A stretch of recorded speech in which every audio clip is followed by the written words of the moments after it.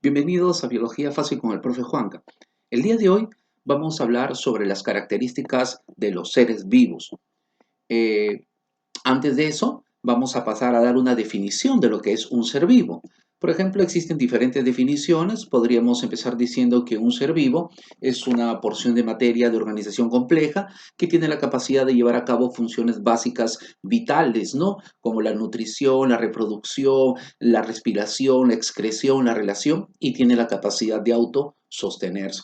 También hay una definición propuesta por unos biólogos chilenos hace algunos años que habla sobre la autopoiesis, para definir a un ser vivo como un sistema capaz de reproducirse y mantenerse por sí mismo, ¿correcto?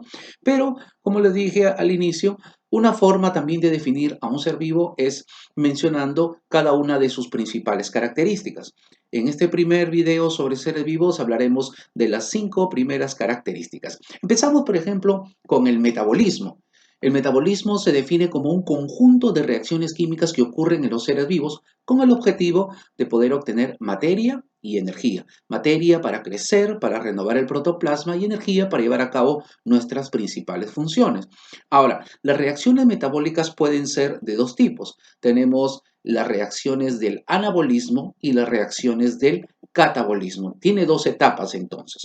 Anabolismo es sinónimo de síntesis y síntesis significa elaboración, formación, construcción, ¿correcto? Por lo tanto, el anabolismo es la elaboración de moléculas complejas a partir de moléculas simples. Partimos de lo simple hacia lo complejo.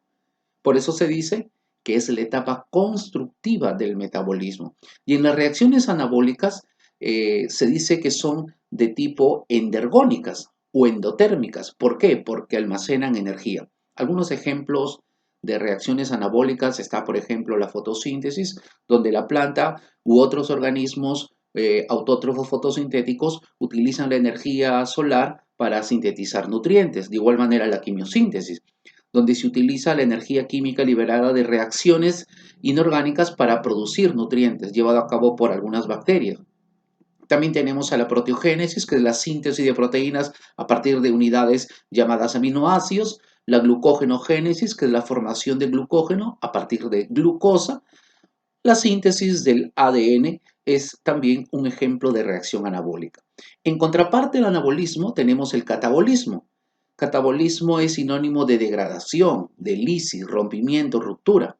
Por eso se dice que el catabolismo es la degradación de moléculas complejas hasta obtener moléculas simples.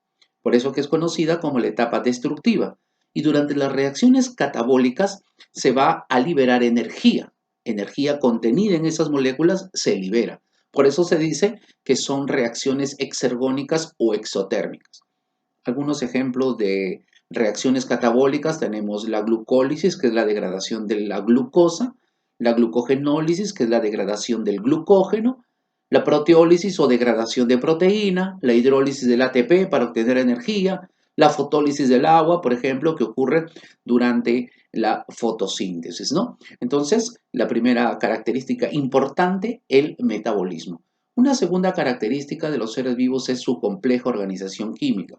Fíjese, los seres vivos, como toda forma de materia, tenemos también una composición química. Somos materia viviente y estamos formados por elementos químicos o bioelementos y por moléculas o biomoléculas.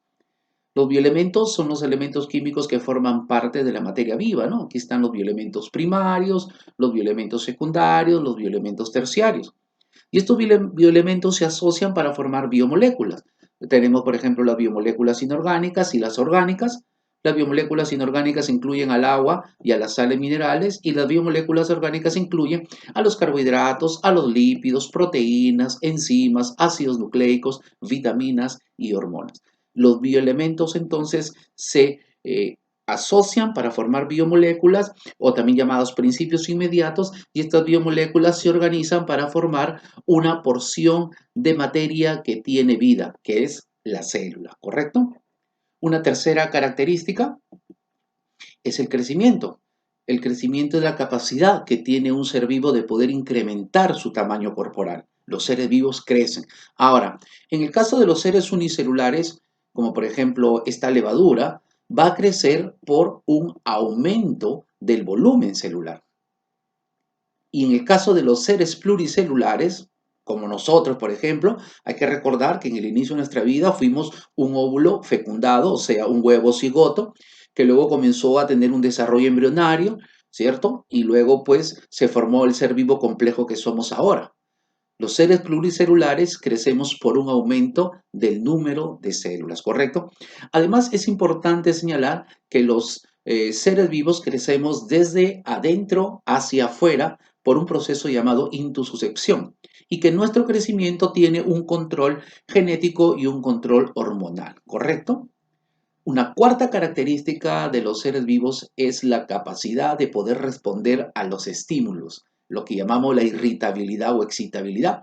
Gracias a esta propiedad nosotros podemos percibir el entorno, ¿no? Por ejemplo, podemos observar los objetos, podemos saborear los alimentos, podemos, por ejemplo, percibir los olores, podemos, por ejemplo, sentir el clima o podemos, por ejemplo, escuchar lo que las personas nos dicen o las palabras motivadoras de tu profesor. Gracias a la irritabilidad o excitabilidad podemos entonces responder a los estímulos y relacionarnos con el entorno. Y una quinta característica por ahora es la herencia. La herencia es la capacidad que tienen los seres vivos de poder transmitir sus características, ¿no? Pero ¿qué cosa heredamos nosotros de nuestros padres? Heredamos a los genes. Los genes contienen información codificada que va a ser la responsable de las características somáticas que presenten los seres vivos. Muy bien. No olvidar entonces que la molécula de la herencia es el ADN y que las unidades de la herencia son los genes. Entonces, en esta primera parte hemos hablado sobre estas primeras 5 características y en una segunda parte hablaremos otras 5 características más y haremos un pequeño feedback. Gracias. Cuídense.